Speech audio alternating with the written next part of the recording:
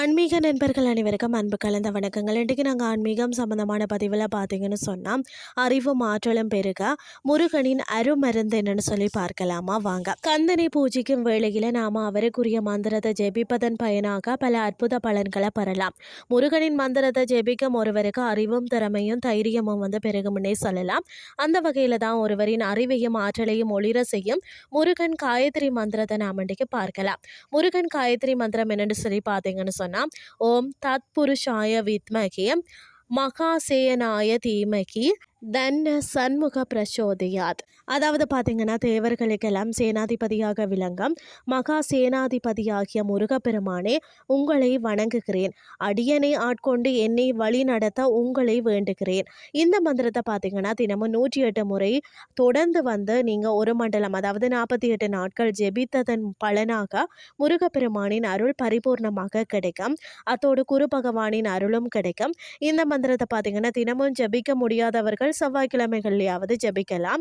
முருகன் வழிபாட்டுக்குரிய தினங்கள் பார்த்தீங்கன்னா தினந்தோறும் முருகப்பெருமான வழிபாடு செய்யலாம்னு சொன்னாலும் அவரின் முழுமையான அருளை பெறுவதற்கு வழிபாடு செய்ய மாதத்தில் வருகின்ற செவ்வாய்க்கிழமைகள் அல்லது மாதந்தோறும் வரக்கூடிய சஷ்டி தினங்கள் ஆகியவை ஒரு சிறப்பான தினங்களாக இருக்கிறதா. ஐப்பசி மாதத்தில் வருகிற சஷ்டி திதியில கந்த சஷ்டி விரதம் இருந்த முருகனை வழிபடுவதால் சிறப்பான பலன்கள் ஏற்படும். குறிப்பாக பார்த்தீங்கன்னா குழந்தை பாக்கியம் இல்லாதவர்களுக்கு குழந்தை பாக்கியம் அருளும் விரதம் தான் சஷ்டி விரதம்னே சொல்லலாம்.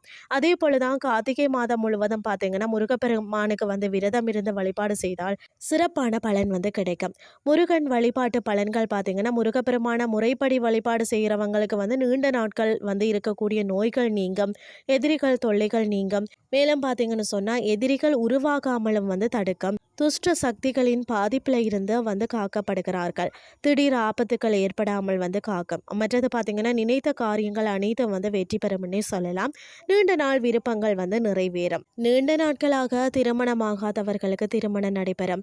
வேலை தேடி அழைப்பவர்களுக்கு தங்களுக்கு ஏற்ற நல்ல வேலை கிடைக்கும். இன்றைய ஆன்மீகம் சார்ந்த பதிவு உங்களுக்கு பிரயோசனமாக அமைஞ்சிருக்கும்னு சொல்லி நான் நம்புகிறேன்.